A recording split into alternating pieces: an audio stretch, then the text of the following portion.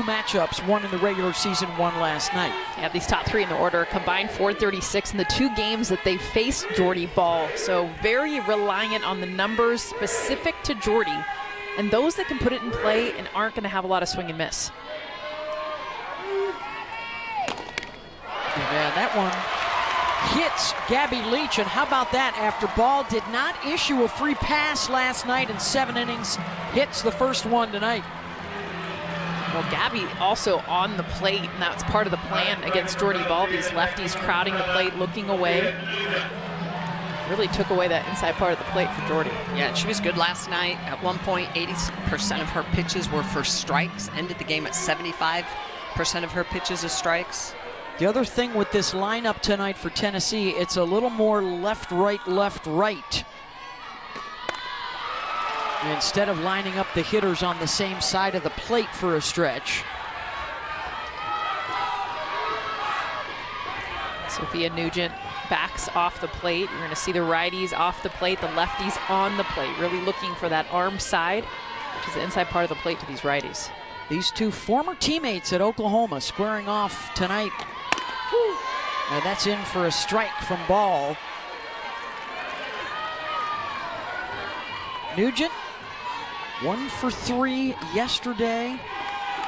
OPS of over 1,000 on the season with those 17 home runs.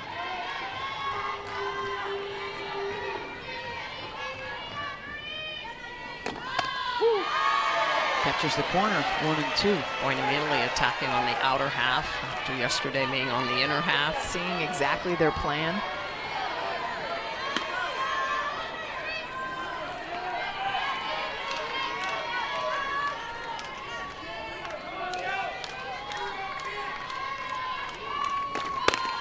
Got her to chase. 1 down. After setting her up on the outer half, she comes up with that rise ball. And that one is going to start middle. It's going to curve up and away. Multi-dimensional. First strikeout of the game for Jordy Ball, getting Nugent to chase. Here's Ella Dodge.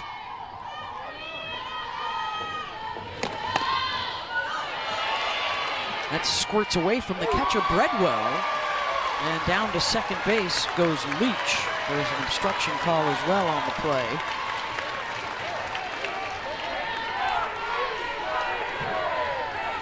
So one thing they avoided yesterday were the miscues, and already a couple here in the early going for this battery.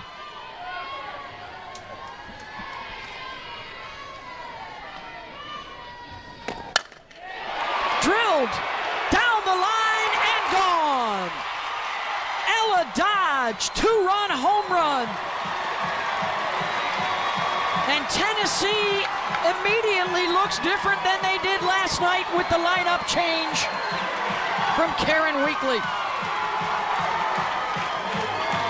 Well, and this is going with a freshman. I mean, Ella Dodge is, you guys, a 239 hitter. She puts her up in the 3-hole because she's been 2 for 6 against Jordy Ball. Her 6th home run on the season, and I love that she turns on this pitch. We talked about the lefties crowding. She reacts to them coming inside. Beautiful adjustment from yesterday. First left-handed home run off a ball all season long. Just the 17th home run that Jordy Ball has given up. And as you mentioned, all right-handed hitters.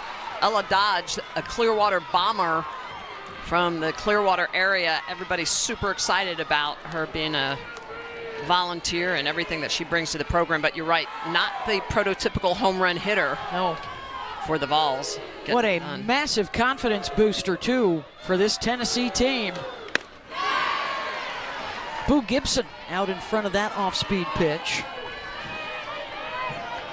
Well, and I think that'll be the result. Jordy Ball is going to throw a healthy dose of change-ups in this game to try to keep Tennessee off balance.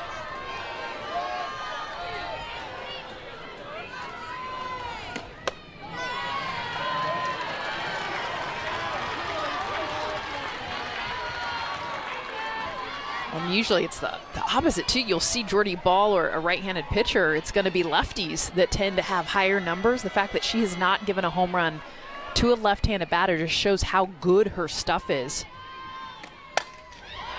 And then how impressive Ella Dodge, I can't get over it. The freshman who is not bat in the 3-hole all year long and just hitting over a buck or 200 and just Karen Weekly understanding, but you hit her well. So I'm going to put you in a position. Reactionary ability to turn on the ball. The top 3 in their lineup were 1 for 10 and reached base 1 time yesterday against Jordy. And already a base runner followed by a 2-run home run here in the first inning tonight.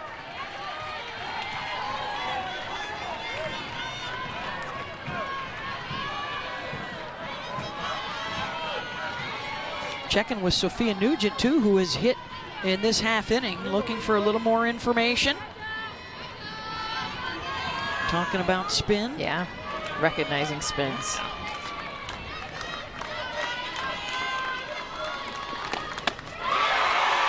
And Ball with her second free pass to the first 4 batters tonight.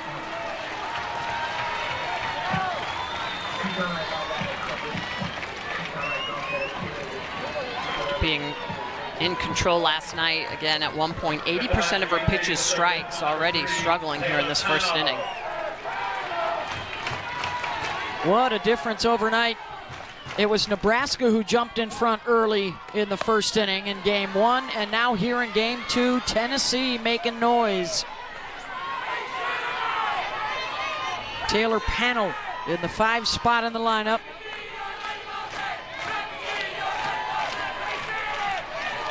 Fabulous during the regular season for the Lady Vols, trying to regain that form in the postseason, and chases out of the zone there.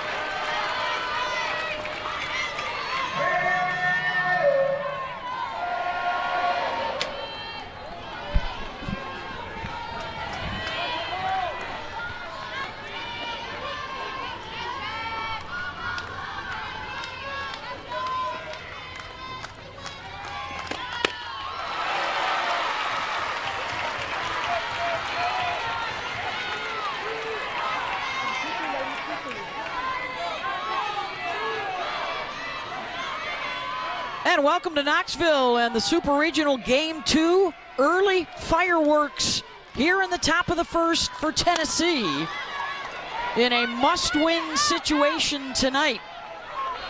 After Nebraska won game 1 last night and Jordy Ball was near perfect in the circle, early problems with a couple of free passes and Ella Dodge, a 2-run home run, the first left-hander to take Ball deep all season long.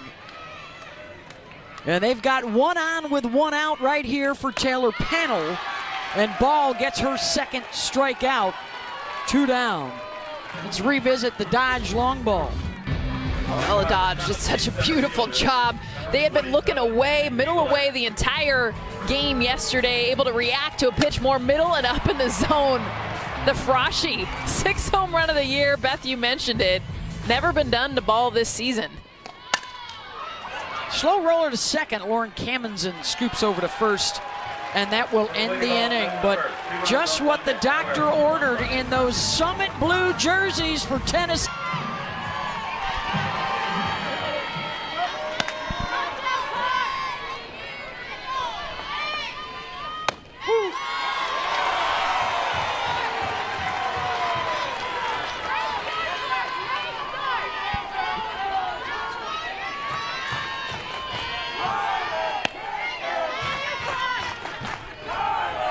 The junior from North Carolina stepping in, has reached base 15 of her 16 plate appearances. Had another showdown with Pickens .99 ERA. That's still, that number jumps out. Number 1 in the country coming into the weekend. And this is the battle too. We talk about Ball versus Pickens in the circle, but she's been their best hitter. This is the matchup you can't wait for. Jordy Ball, the leadoff hitter for Nebraska.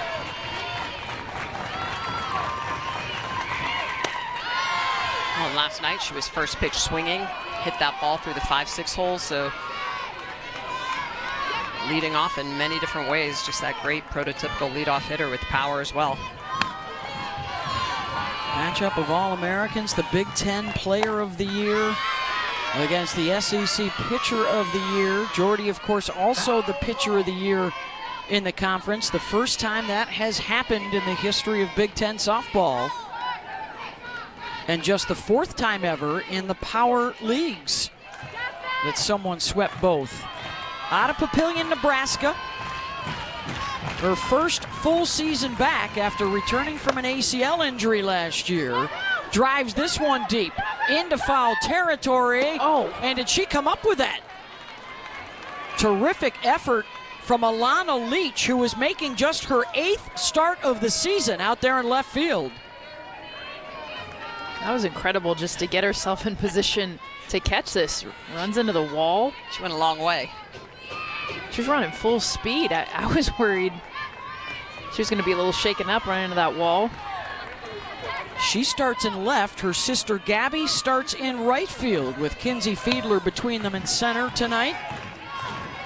And Jordy looking. Didn't hit a whole lot her first 2 seasons, and she will leg it out. And for the 2nd game in a row, she's on base to lead off. I mean, we've talked about what she can do, batting average in the circle. It's the speed component, you guys, that's really jumped out to me in this Super Regional. She scored yesterday all the way from first base, and this is just legging out a hard hit ball that you see Panel have to dive for, and it's not even close. Getting down the line to get their leadoff batter on.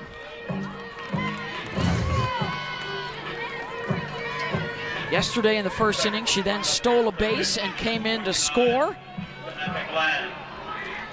And here is Samantha Bland. These top 3 have been as good as anybody in the country in the postseason, with Ball, Bland, and Kuzak hitting over 500 with 7 home runs and 22 RBI in their 4 games so far.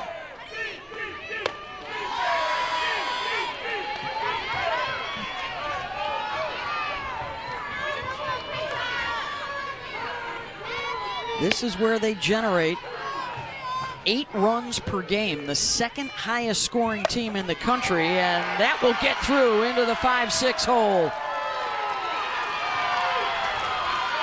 And the tying runs aboard. Well, and just respecting the speed of Jordy Ball on first base, Mueller, the shortstop, is up the middle. So this looks like it's a routine ground ball to shortstop, and because she's so far up the middle protecting Jordy's ability to run, that ball scooches through. So a couple of hits here in the bottom of the first. Pickens yesterday, 3 2/3 innings of work, 4 hits, 3 earned runs. She threw 63 pitches.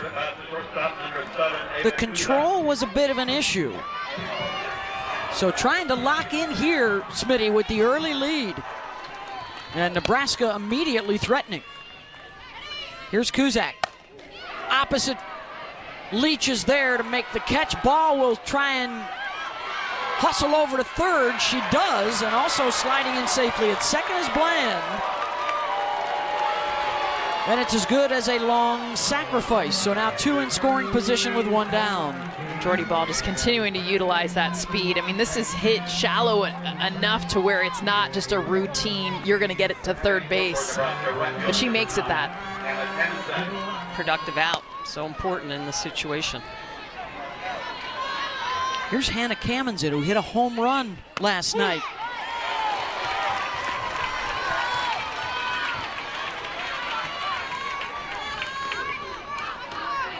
She swung first pitch. The rise ball from Pickens hit it out. goes off. Wow, ricocheted off the back wall and then hit the home plate umpire, Cam Ellison. And the defense is in for Tennessee. So Boo Gibson, the first baseman, was right there. The ball went off of Nugent, as you mentioned, Beth. Holy cow. Very fortunate for Tennessee that Jordy was not able to score on that.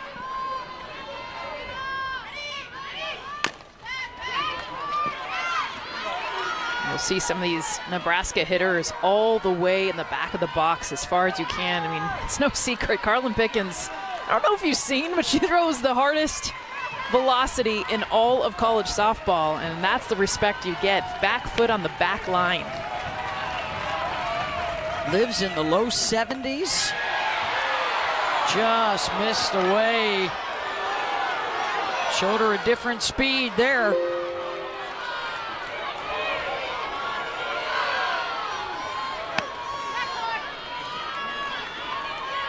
Top 10 in the country this year in strikeouts. Right back up the middle, and it ricochets off of Pickens out into left, and 2 runs will score, and immediately Nebraska ties the game up.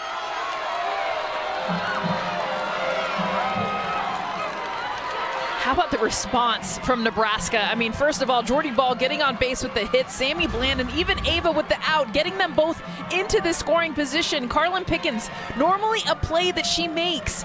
It's hit hard up the middle, but because of the ricochet, allows 2 runs to come in easily to score. You guys, 3 hard ground balls have been the force for Nebraska's offense in the bottom of the first. Yeah, they have been on time with anything hard. Carlin Pickens has to be able to get that off-speed pitch in for a strike. Still just the 1 out. With Cammons in on first, here's Olivia DiNardo.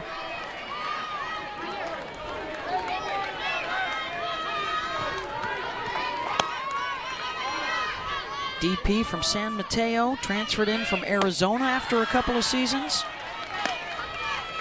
but grew up a Nebraska fan. And that's a big story for this Husker roster.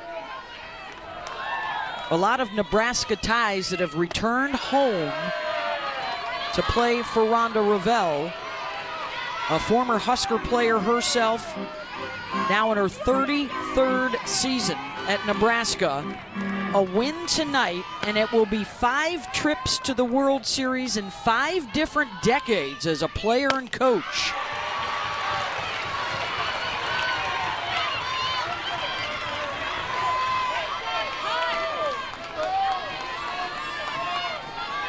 Pickens trying to end the inning here, 2-2. Folks, 4 runs in the first inning. World Series on Thursday. The Sooners punch their ticket this afternoon. And softball fans worldwide knew that it was a possibility that it might happen, that Ball could face Oklahoma on the grand stage again. And if Nebraska wins tonight, it happens on Thursday.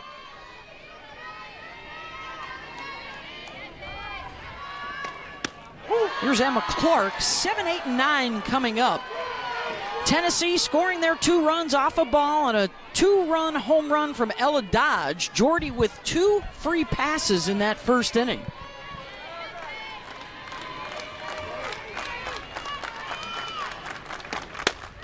Well, I think the perfect example of the bottom of the first is why Jordy Ball wants to hit. She wants to help herself out. She was really upset after giving up that home run. What does she do? First batter, gets on base, runs out a single, ends up coming around to score.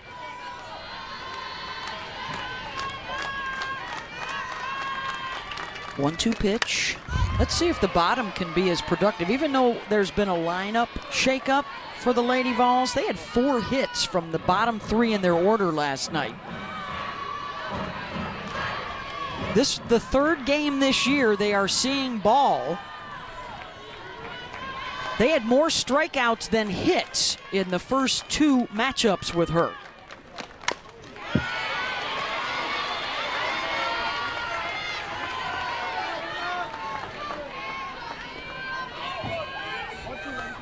And they will rely big time here tonight and possibly tomorrow on their tough schedule, week in and week out against SEC opponents. call their game 3s, their Sundays, Super Regional Sunday. Yeah. They're trying to get to a Sunday matchup tomorrow. They were 7-1 Sundays in the SEC this year. I think the biggest thing they take away is they gave Nebraska that game. I mean, there were so many errors and free passes, and didn't just outright get beat. And the Huskers were very opportunistic, took advantage of all of those. I mean, Nebraska only had 4 hits. But you're right, they took advantage of the free passes. Errors were provided 2 runs. She's already throwing more pitches. Tennessee's getting a longer look at her. 8th pitch of this at-bat to Clark. Sends that the opposite way, and Hannah Kammensen is right there. 1 down. Let's send it down to Holly Rowe. Well, you're talking about the resilience of Tennessee to come back after a tough start in their series on Friday night in the SEC. Well, their motto all season long has been keep throwing punches, punch to kill. KTP, PTK, and there are the boxing gloves. These are in the dugout right now. We caught a shot of these pregame, and I asked the players, are these important today? And they said it's never been more important for our theme. We got to come out swinging against Nebraska. And have they ever? Holly, I mean, Ella Dodge, the big home run from her, the top of the first inning. Nebraska has tied it up, but still I think Tennessee making that statement, to your point, the boxing glove, they definitely swing first. Here's Laura Mueller. Ground ball, back up the middle and out into center field. Well, they already look like they know what they're hunting, Jess, right? They're barreling up pitches a lot better than they did yesterday. Not chasing pitches out of the zone as much. Just an understanding of where Jordy Ball likes to go. They backed off the plate as righties coming in on the hands. Just the ability to put the ball in play. 6th hit for Lori in this NCAA tournament.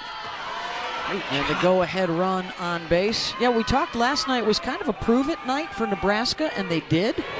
Tonight now becomes a prove-it night for Tennessee because they lost at home in the Supers last year. 5 times in 8 seasons they've been knocked out of the tournament at home.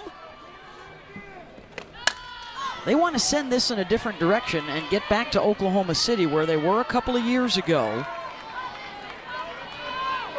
Ironically enough, facing Jordy Ball, who beat them with Oklahoma. Well, and this is a Tennessee team that was ranked #1 in the country at one point this season. I mean, they definitely have shown the capability of being one of the best teams in college softball.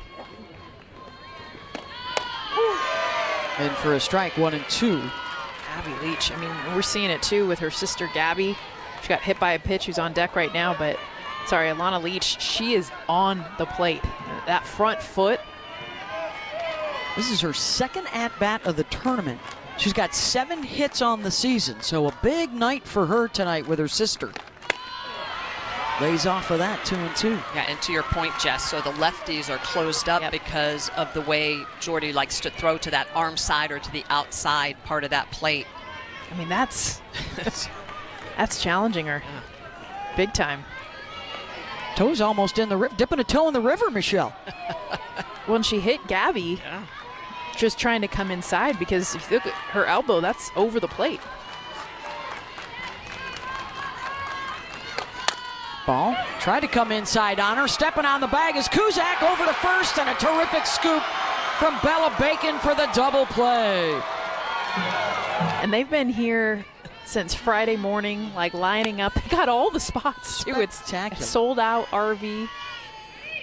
Crowds have been phenomenal all around the super regional sites this weekend. The Locos are in their, is that Captain Jack Sparrow up there? They're in their pirate gear.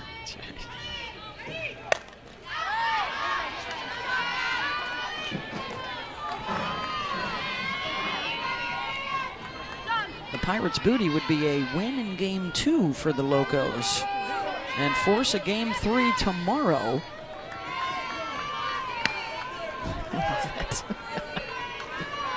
Monsters Inc. yesterday. the Disney faves. Mm-hmm.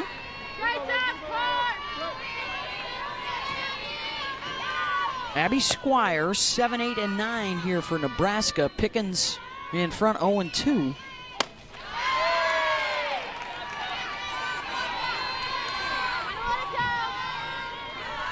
That's, I think, we're going to see a lot more of is fouling pitches off, longer at bats. Second time. And it's off speed in the low 60s, so at times it's what a lot of other pitchers are throwing at full velocity. The dip on that pitch, though, so it's got good separation moving down. It's got vertical drop, so that's what she's going to need to continue to use. Well, and Karen Weekly talks about her competitiveness in the circle, and Smitty, you know about that fire in the belly after a tough loss, and you want to come right back the next night, get the job done. Absolutely, Beth. The thing I think with Carlin is sometimes she has a tendency to throw through her pitches. So when you're throwing as hard as she is in the mid to high 70s, you run out of real estate. So your pitch doesn't really move. It just comes in hard. And the hard has not fooled Nebraska. So if she can use that off-speed pitch in the low 60s and get some good rise movement, drop movement on her pitches, her spin speed. Especially this time of year, because you have faced velocity. You can crank up the machine, like Holly Rowe talked about yesterday, dim the lights, try to recreate that quick reaction time. Fouled off by Lauren Kamenzen. The Kamenzen sisters, of course, from their days at Arkansas, would be somewhat familiar with Pickens. May have even faced her a time or two.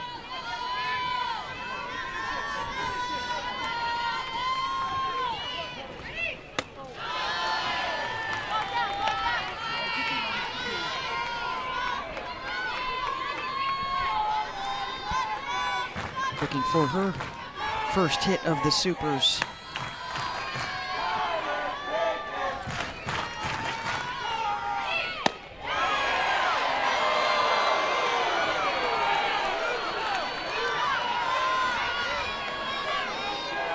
Lady Vol fans thought that one was juicy. I don't think there's anything about Pickens that's juicy. It's all hard to hit. And Kamenzen draws a walk down the bottom of the order. Holly? You were talking about the competitive nature of Carlin Pickens. Going through high school, she played 3 sports all 4 years. She was not only a standout in softball, but look at this volleyball arm whip.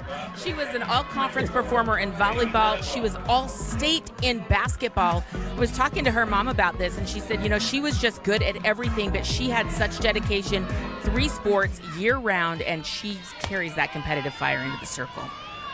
And the confidence that sports have provided. I mean, she throws any pitch on any count. Fire and passion is what she said is the theme for herself. She said she struggled with failure her freshman years. Holly talked about she dominated everything. A lot of college athletes, they get to a point where it's like they've never had to deal with failure before, and she said she really got down on herself, down on the game, and something that she's now used to motivate herself this junior year is to find that passion. Why do I love doing that? Where's that fire and willingness to compete? Well, and this is the other thing that she's got going for her. She, in her 3-year career, has never lost back-to-back starts to the same opponent. That's incredible. That is amazing. Trying to keep that streak alive and force a game 3 tomorrow, and she might have to throw again. Good chase there. Good location, competitive pitch. And that's what she needs to continue to do. She can't have those pitches that fall out low in the zone or the rise that's non-competitive too high up in the zone.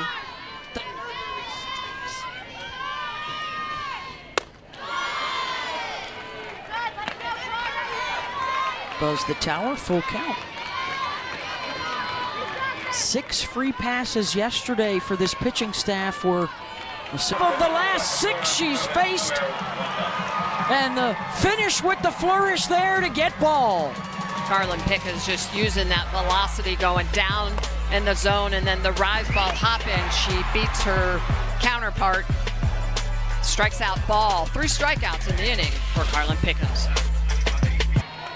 From getting these Huskers where she went twice with Oklahoma. Won a national championship, was an MVP of the World Series. 5th player with the 2020 home runs and wins, but none of the previous hit 400. And Jordy has a shot at being the first ever 25-25 player in the history of the game.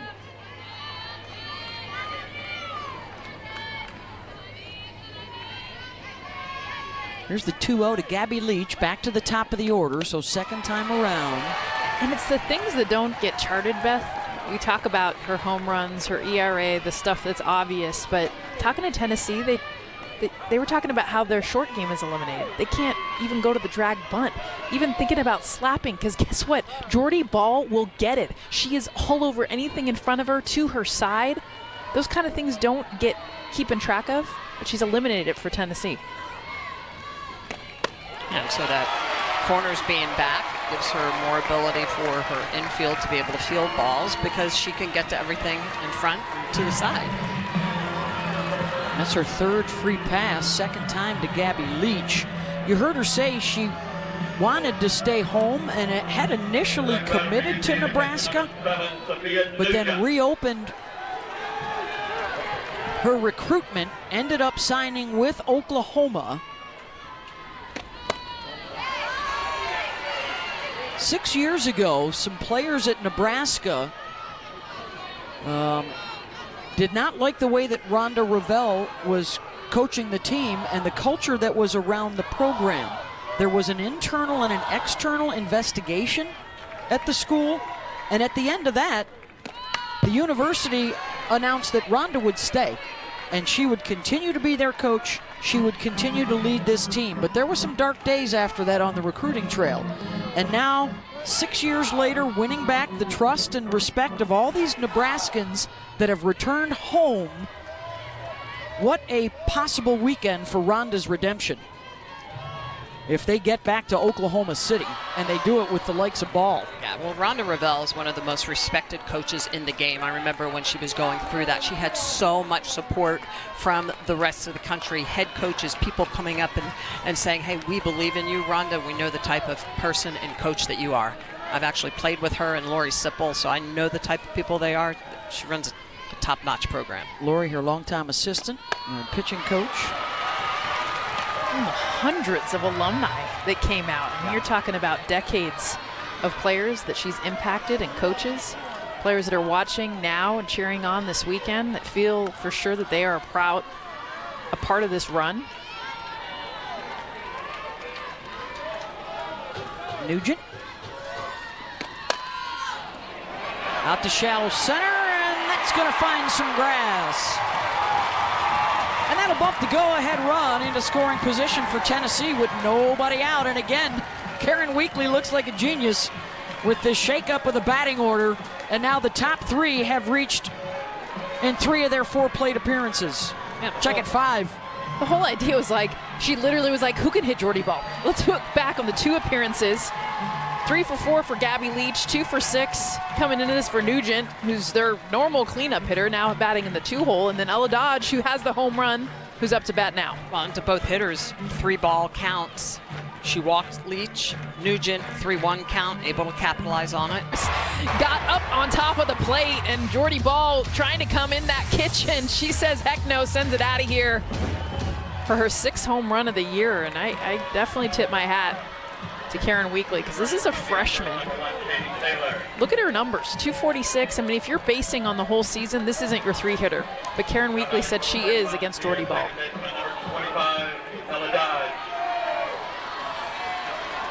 Chance to give him the lead. Ground ball to second. Kamenzen to Kuzak for 1, over to first. They'll just get the lead. So runners on the corners here with 1 down, and now the go-ahead 60 feet out.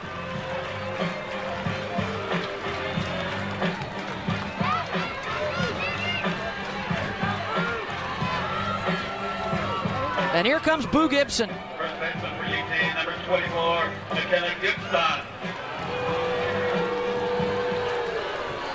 hit over 400 last weekend. 0 for 3 with a walk so far in the Super.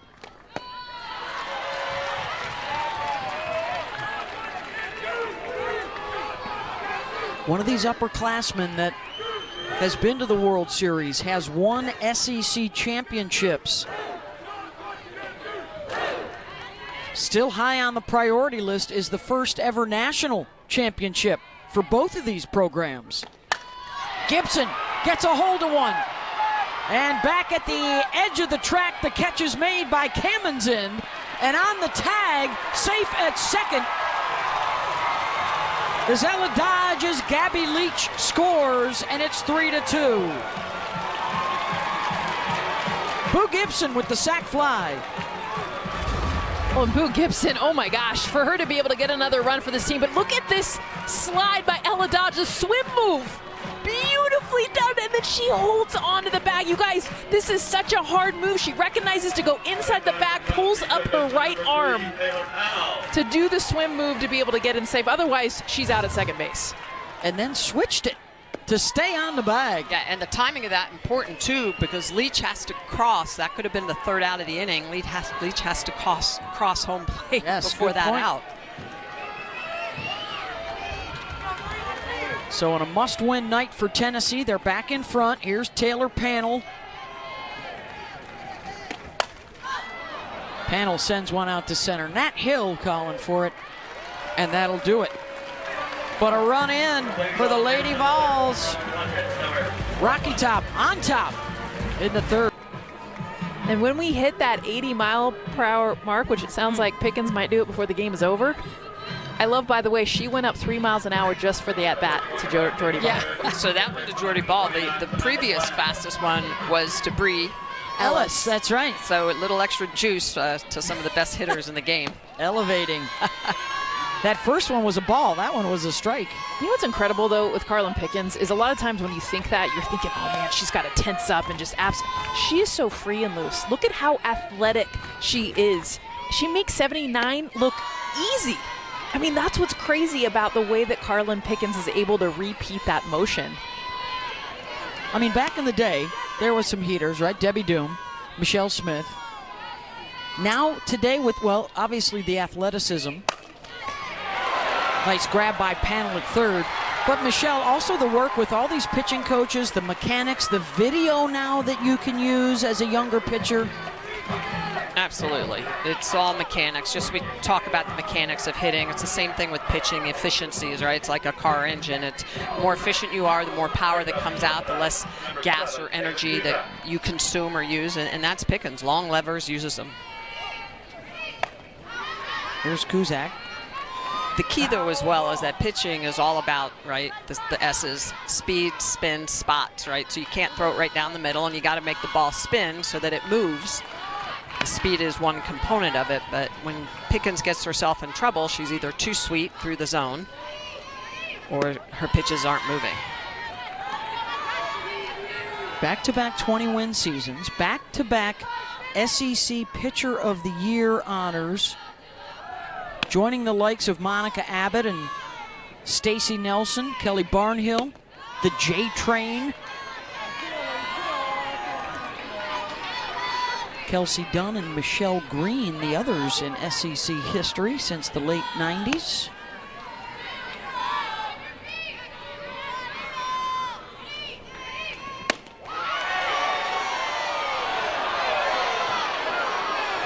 Three and one.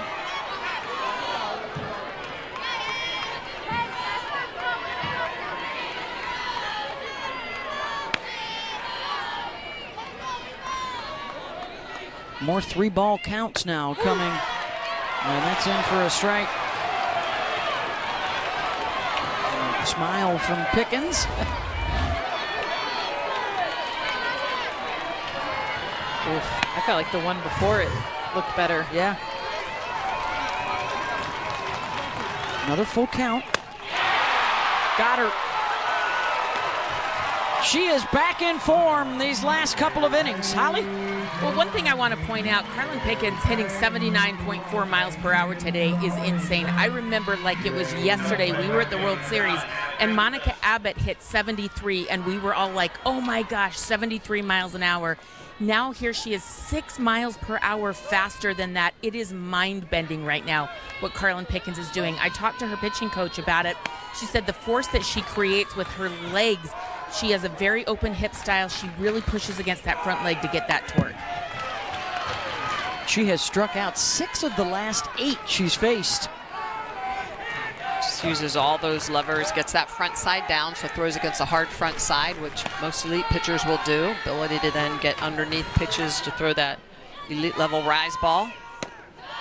And I have to say, when her off speed and her changeup are going, because it is a lot of limbs coming at you as a hitter.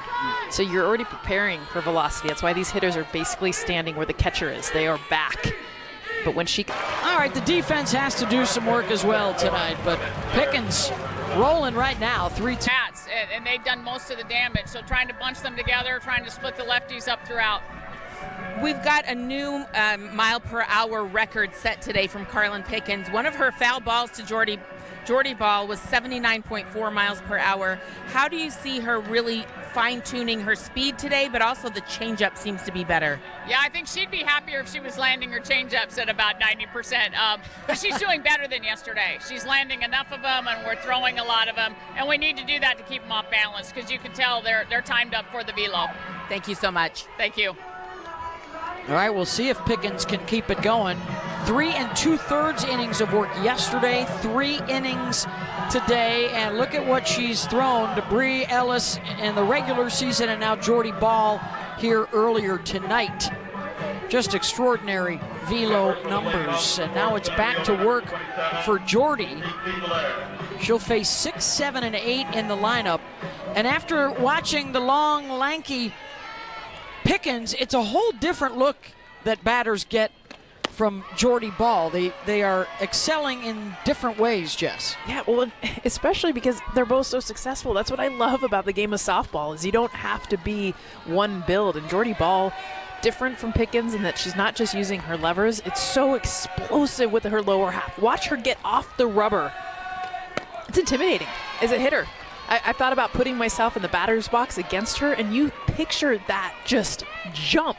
I mean, she accelerates off the rubber. It looks like she's coming at you, and then she's able to move and manipulate her body to get her pitches to do opposite of that.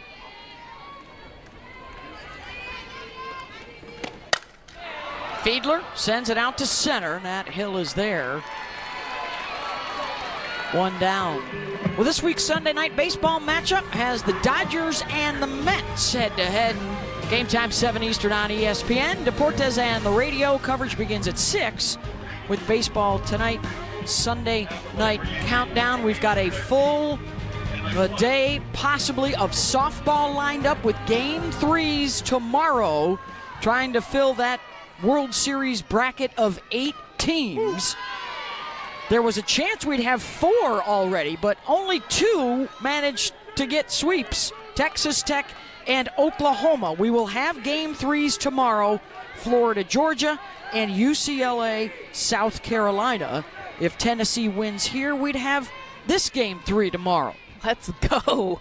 I mean, Game 3s are the best, because then it's like throw everything at them, right? There's nothing left. Whole season's on the line. You're not saving for anything. Still to come on the schedule tonight, Oregon can clinch, Ole Miss can clinch, and then a Game 3 Clemson and Texas win to get to the World Series. Loser is out. Yeah, being on the East Coast, watching that Oregon game until 1 in the morning, but it was so good. Wall-to-wall softball from the moment you wake up till even probably after most go to bed. Clark a fly out to right, her first time out. Waits on the off speed, and Kamens in is there. 2 down.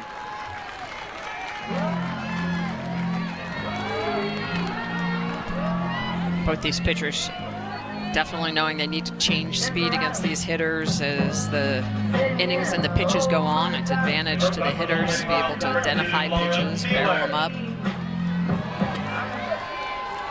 There you just saw Rhonda Ravel signaling in the pitches old school. They still use the armbands.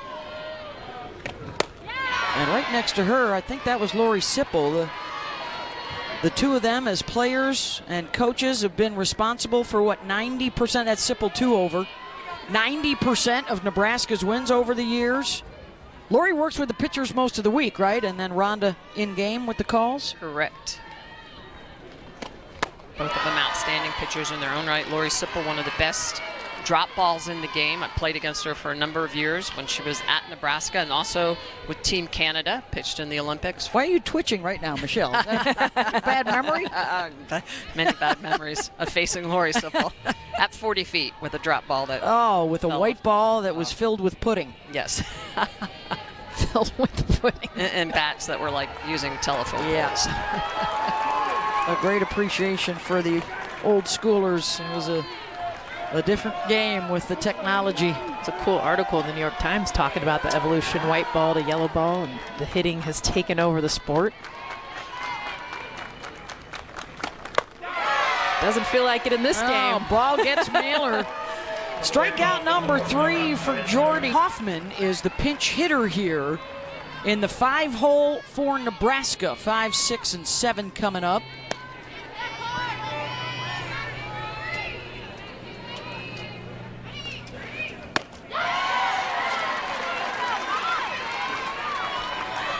And a change at short defensively here for Tennessee. Bella Faw is out there to replace Laura Mueller.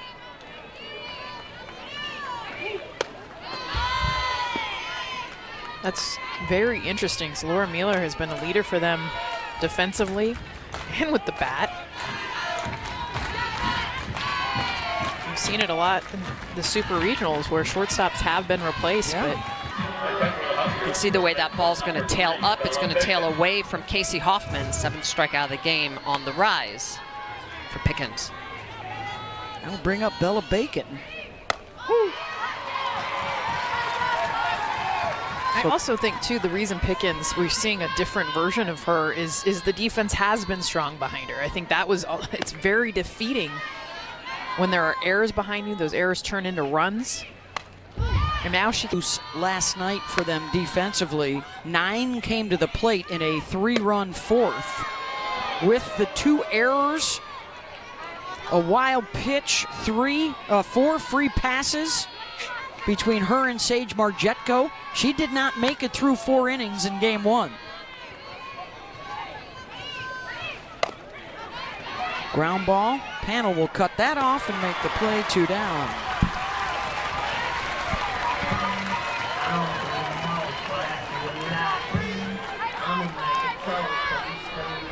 I think the biggest key is that she's using that changeup. She's getting ahead. So most of the hitters are falling down 1 and 2, 0 and 2. And it's so much easier to pitch in the circle when you can get ahead and then expand the zone.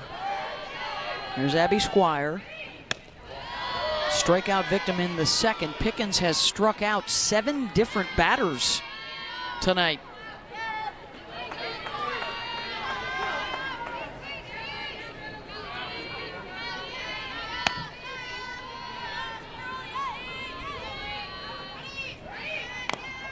Both these pitchers, by the way, familiar throwing on back-to-back days.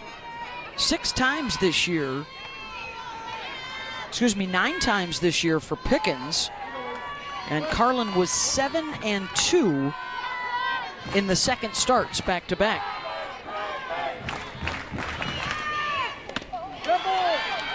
And that hits her. Second free pass.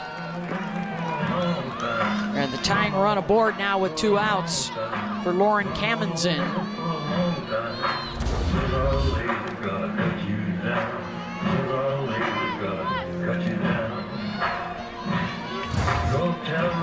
Riding up underneath the hands.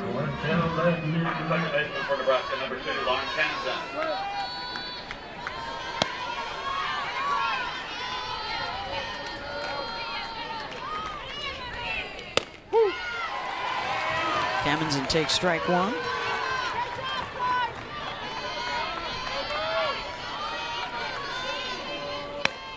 What a turn it would be with all the new additions for a Nebraska team that didn't make it to the NCAA tournament last year. We're watching from home, and the power of the portal has turned them into a World Series contender 12 months later.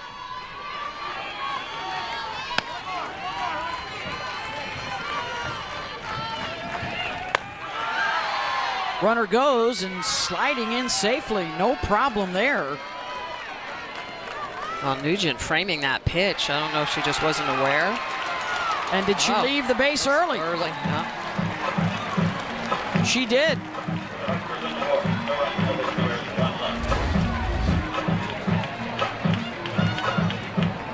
Wow. No doubt about it. Immediately called.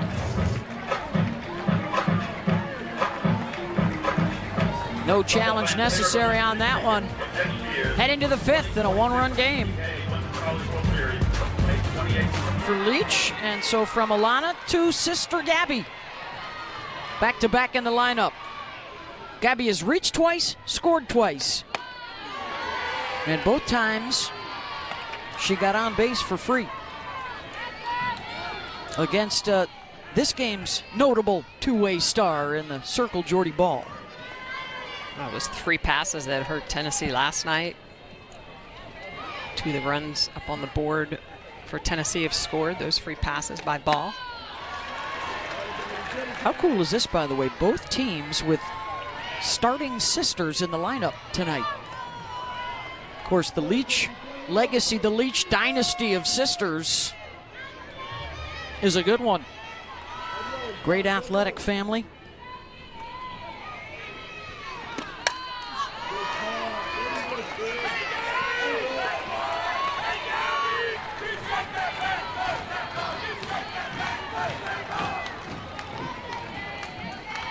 One-two to Leach. Holly? Well, the older sisters, Aubrey and Kelsey, have both played here for Lady Vol softball. And now the twins, Gabby and Alana. Dad, Todd Leach, of course, coached all the daughters. They have such a strong family resemblance. And Dad's still rocking the same twin jersey. I love it.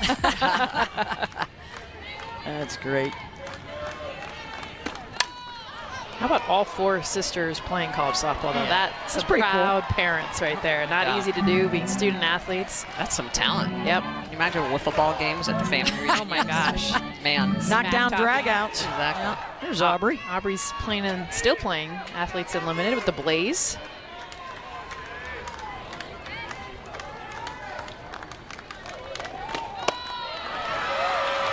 Full count.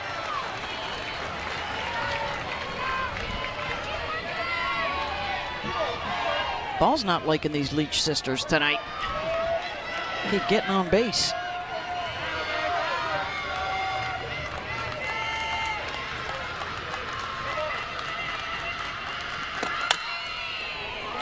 Ground ball to Kamenzen, play to first. So Gabby is able to move Alana over with a productive out, 1 down.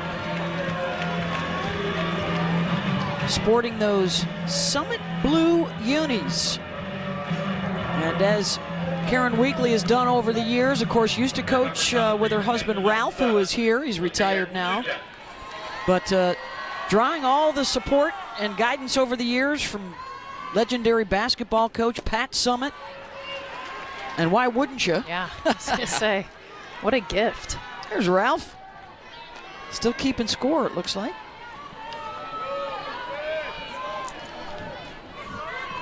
He's our Olympic team coach in 1996. Director of Ops in 2000. Nugent didn't quite get enough of that one. Will it stay in play? Yes, it will. Caught by Squire. Leach unable to advance, 2 down. Nugent just missed that, too. Leads this team in home runs. Had a home run yesterday against Jordy Ball. Second baseman for the Lady Volunteers, number 25, Ella Dodge. Packed house here in Knoxville for Game 2 of the Super Regional. Must win for Tennessee. If they do, we've got Game 3 tomorrow. If Nebraska wins, they are headed to Oklahoma City and the World Series And it will stick to the bottom of the 5th. 7 strikeouts of 7 different Huskers. Lauren Camenzind is not one of those. 8, 9, and then the top. And a third showdown with Jordy Ball coming up. And that's it. That's the key pitch right there, coming in at 63 miles an hour. She's got that at the velocity she needs and also the location.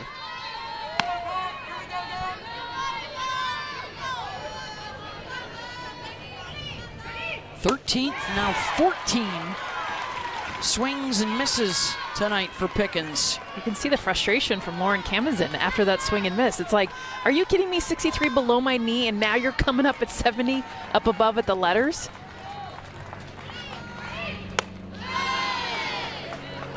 And that's an off rise. So you're talking anywhere from 63 to technically 79 that we've seen with that pitch location. So something up in the zone can have that. The way that she sequenced this, so change up, rise ball gets the swing and miss. She goes upstairs with the rise ball for the setup and then comes at the knees. That's got some upspin to it, so really good locations.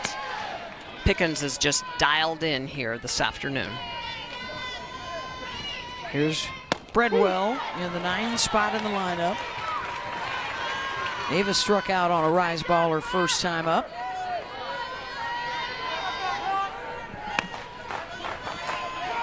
One of the starters who's been around the program now, 4-year starter behind the plate. Looking for her first hit of this super.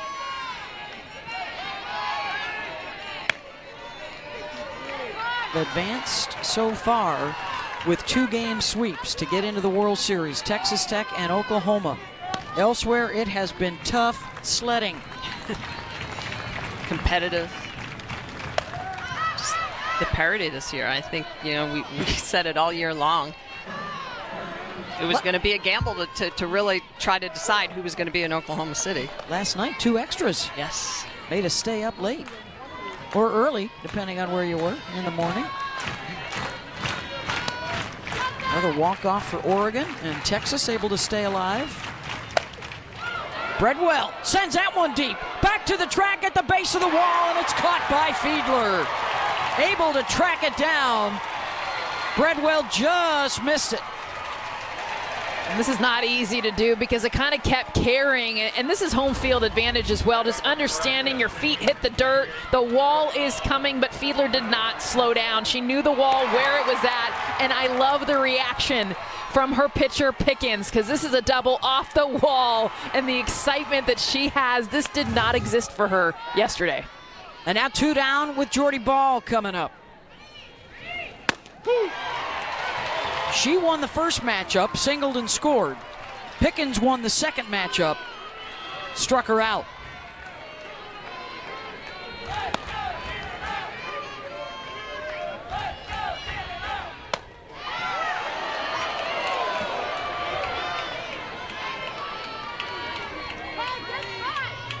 Just missed there at 76 miles an hour. Giving her a little extra. 75. You guys, we haven't seen this to another batter. No. She's sitting 75 and above. She wants this.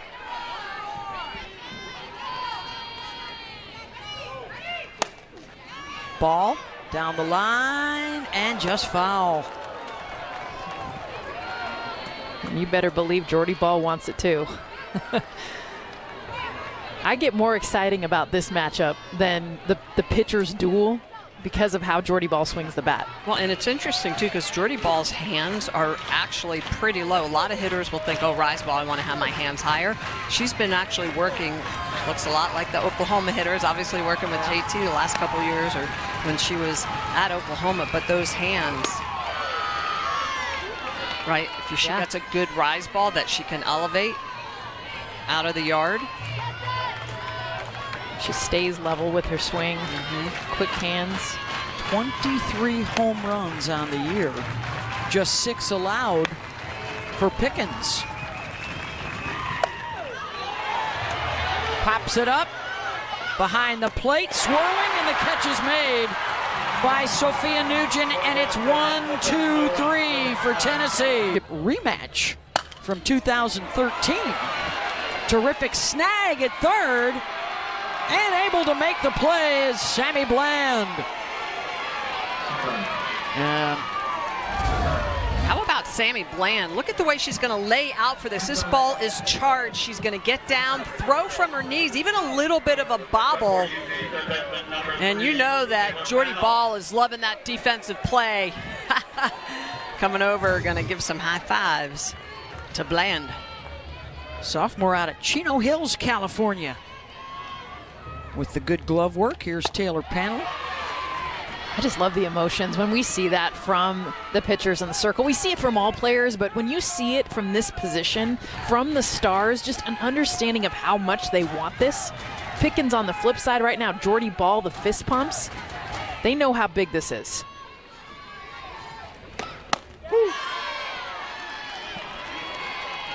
Right down the turnpike. 1-1.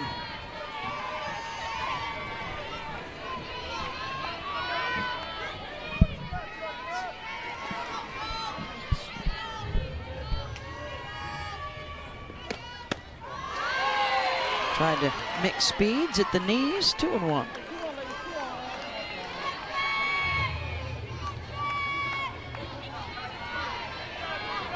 Panel so far off of the plate.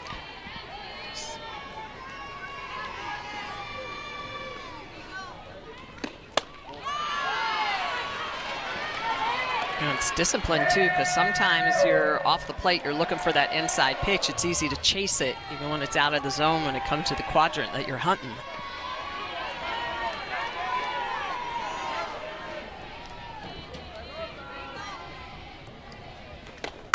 Panel. Bacon stays down on it. 2 out.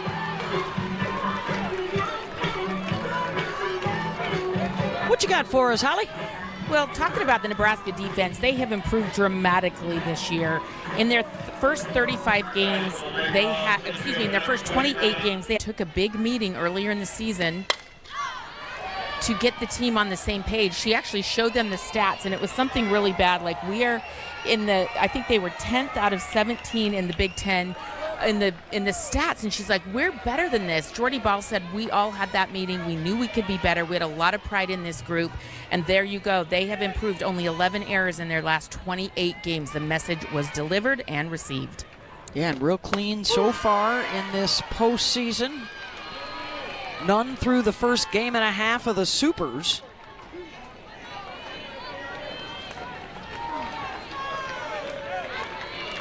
Jordy's been sharing the wealth. Flyouts, groundouts, strikeouts. Little something for everybody defensively.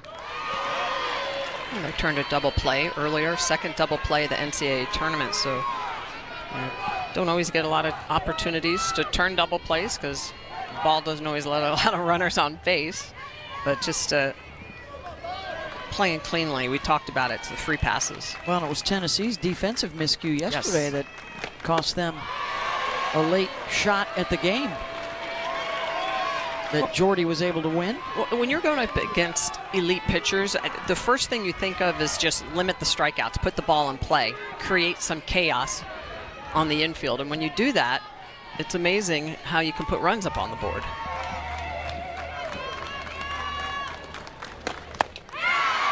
Ball gets strikeout number 4 in a 1-2-3 inning. What, 6 years old? Under John Rittman? Pretty amazing. With Valerie Cagle in the circle and with the bat, I think a lot of people thought that would be their best opportunity to punch last year. Yeah, their ticket weren't able whole to. Senior class. Yeah, they had a strong senior class that they graduated. And so a young team that's on the verge is pretty amazing. Duke got through for the first time last year from the ACC. And with Florida State going down to Texas Tech, it's up to Clemson to represent. Should be a wild ride in Oklahoma City. The number 1 seed, Texas A&M, already bounced. They were gone in the regionals. Good glove work by Bella Faw, a defensive replacement at short who was the starter the first half of the season. Oh my God, I love this defensive play, and then Ella Dodge coming over and bumping with Bella Fa. Look at the way this ball struck hard, but Fa with a really good job of getting to it, turns her feet, so she's got a great throw over to Boo Gibson at first, and there it is. Look at the energy between those middles. It's a Bella bump, Schmitty. There you go. Bland retired. Here's Kuzak. This is big for Pickens to get through the heart of the order for what might be the last time tonight. Nebraska now down to 5 outs to work with. Otherwise, we've got a game 3 tomorrow here in Knoxville. Well, this is another big batter for Nebraska when you're starting to count outs. Looking like Jordy Ball might not get another bat in this game. Ava Cusack has been the second best hitter in this lineup. Can tie it with one swing. She's got that kind of power, but she tried with that one. She was hunting middle away. Pickens threw it up and out of the zone.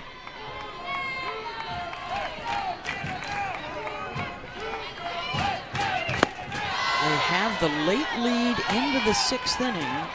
And oh, by the way, Tennessee 23-0 this year with a lead through 5. And that is the case right now.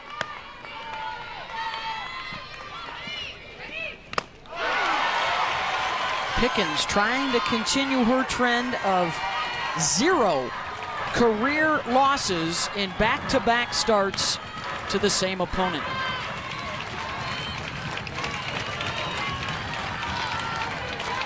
That one with a little in spin, but it's the reaction. How do you not want to play behind her?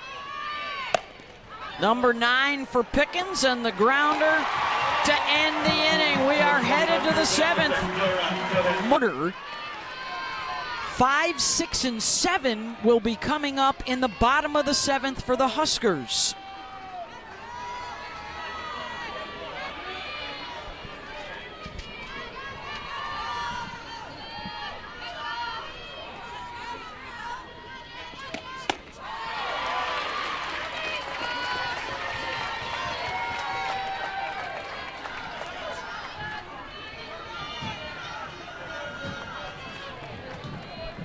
Both pitchers have been really efficient the last couple innings, retired the sides in order. 3 of the last 4 for Ball. And Velo's coming down a little bit, using more of the off-speed and more spin, right? Better movement. You're not just chucking it past them, blowing it past them. Now you're spinning it past them. Such different styles, these two pitchers. Both successful.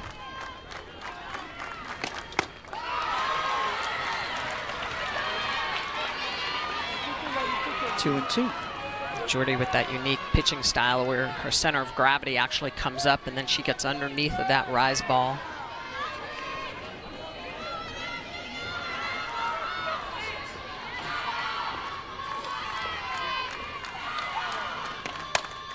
Clark. Cammon's been busy at second, 1 down. Oh, her first NCAA tournament at bat. Hitting .224 during the regular season.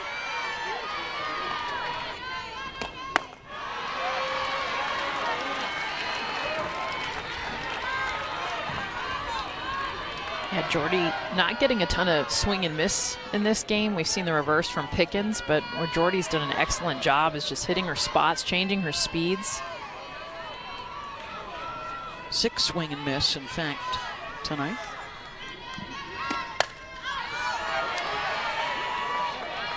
Well, it will be interesting if the score holds. What would the matchup be tomorrow? Oh, gosh, Schmitty, here we go. Well, we talked about it even before the series started. How many times had Pickens thrown 3 days in a row? How many times had Ball thrown 3 days in a row? And there's some advantage for Tennessee because Sage Marjeko came into the game in the 4th inning yesterday. Clearly, Carlin is very stressed about this. But Marjeko gave up no hits, no runs, looked good as well. Hannah Cammon's in and Kylie McGee would be other potential options, but I think if we were a coach, we'd probably ask Jordy, you want the ball? Yeah. Yes. Carlin, you want the ball? Yes, please. Yes. World, do you want them to have the ball? Yes, please. Strike out for Jordy. 2 down.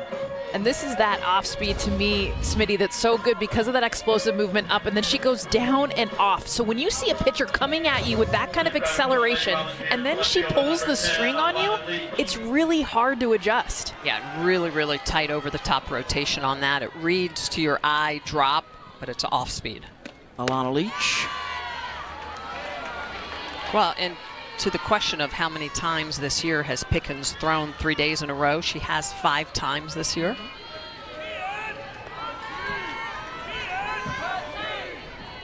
They can rest Monday, Tuesday, and Wednesday, right?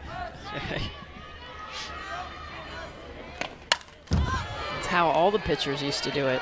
And it was double headers. This isn't that long ago either when the Aces reigned king. We were curious about whether or not it's going to be a return of the MAC in the postseason. Of course, Nigeri Kennedy leading the way for Texas Tech. These 2 arms here. And they have not disappointed. I remember on Selection Sunday talking about Ball and Kennedy. Where would they go? You do not want to see them come to your house. And you don't want to have to go to Tennessee to see Pickens too much. And sure enough, Ball and Kennedy may find a way to both get back to OKC. And Pickens stands in the way of Jordy here.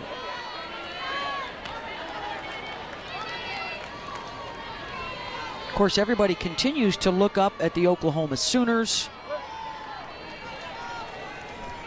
who are back at the World Series for the 9th straight year.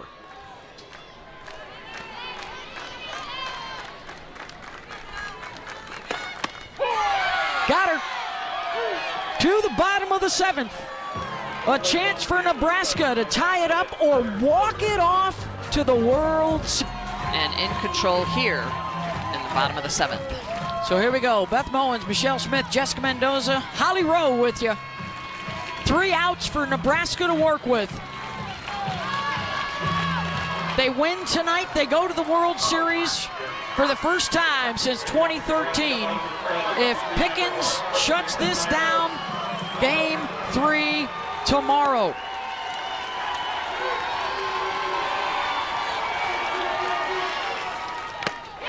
Swing and a miss to Olivia DiNardo, followed by Bella Bacon and Abby Squire. DiNardo already 2 strikeouts in her 2 at-bats, 1 on the screw, 1 on the rise. Goes right back up there for strike 1. Tennessee looking to become the 3rd team today to force a Game 3, joining Georgia and UCLA.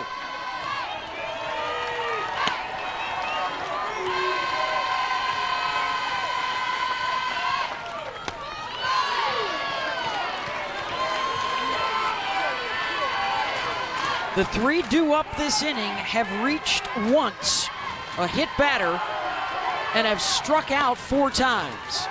Pickens has been good, has not given up a hit since that first inning. Has really been in control. Both Nebraska runs back in that first. Hannah Cammons in a 2-run single. For Tennessee, Ella Dodge, the 2-run homer in the first. And a Boo Gibson sac fly in the 3rd. Otherwise, it's been the 2 golden arms. Called strike 3, 1 down. And this is big for Pickens to start the bottom of the 7th with a strikeout looking of DiNardo. This is a pitch on the outer half. It's got screwball spin to it. And Pickens, again, with all that emotion, picks up her 10th strikeout of the game. First baseman, number 3, Bella Bacon. Bella Bacon, a strikeout and a ground out. On their feet in Knoxville. Checks it foul.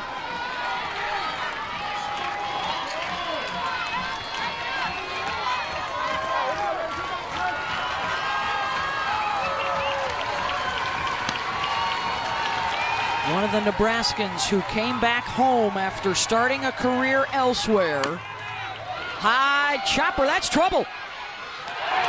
And the throw over to first pulled Gibson off the base, and the tying run is aboard. The game winner and the World Series ticket puncher stepping into the batter's box. This is how you get a hit off of Carlin Pickens right now. I mean, you're not going to barrel it up. You're going to use the ground and then try to use any kind of speed to get down the first baseline. Some confusion here, too, from Panel and Fa. Who is going to take this? This is all Taylor. She needs to come across the field a little more aggressively. She wants to throw out Bella Bacon. Kennedy Williams is the tying run at first with one out. And it's Abby Squire at the plate.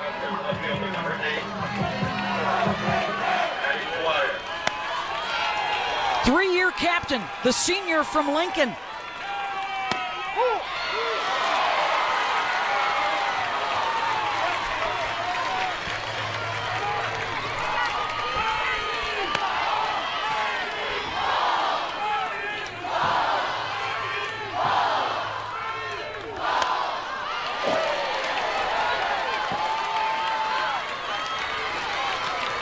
One swing could do it, one swing and miss.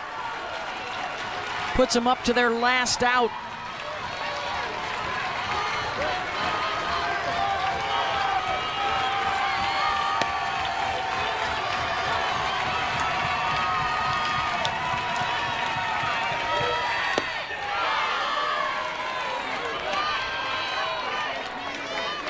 Everybody clap your hands.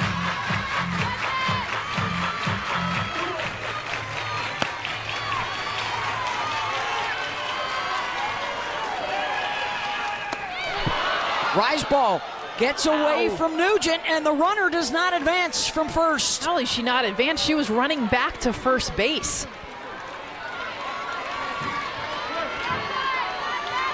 Did not see that it got by the catcher.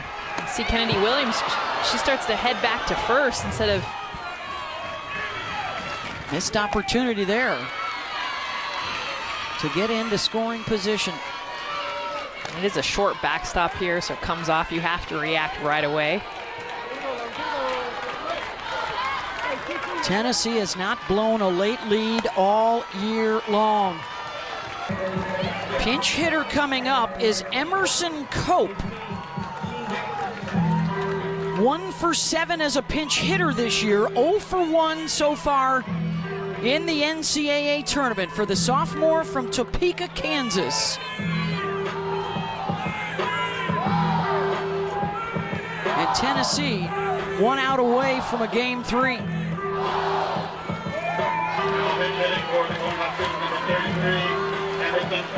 Cope has power, 6 homers on the season. And one swing can still end it here for Nebraska.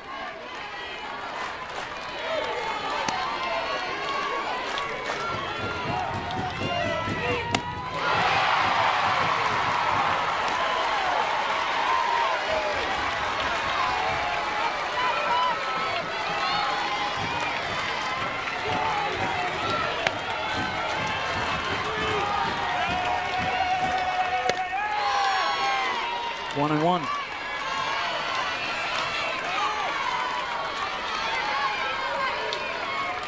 Again, we see Pickens recognizing the moment. Cope, opposite field, base hit. Williams headed for third, and she is in there. And the tying run 60 feet away on the clutch pinch hit for Emerson Cope. Can you imagine getting off the bench to face Carlin Pickens? I mean, I give Emerson Cope so much credit, has not seen her yet. Comes off the bench to get the hit to continue this inning. So impressive. Her first pinch hit since February. And now Breadwell will come to the plate with Jordy Ball on deck. And are they challenging the runner leaving first base early here?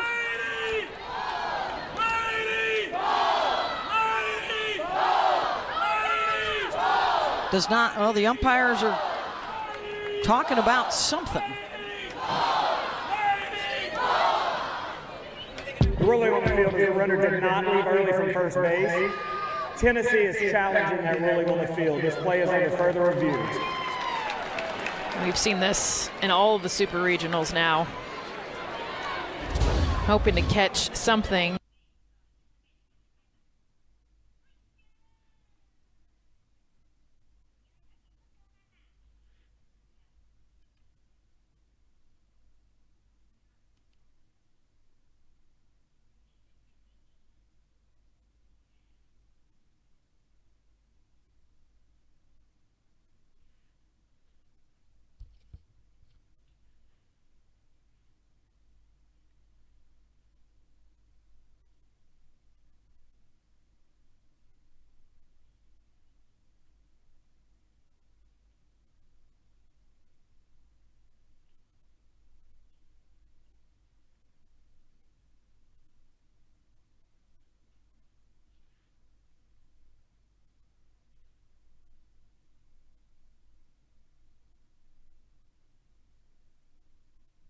Ball at bat. The ruling on the field is upheld. The runner did not leave early. Safe. That is Tennessee's first challenge. Ava Breadwell is 0 for 2. And what a moment for the senior. Does not yet have a hit in the Supers. She struck out 3 of her 4 at-bats against Pickens. Twice last night, once today. Huskers have been dynamite in the postseason, hitting with 2 outs.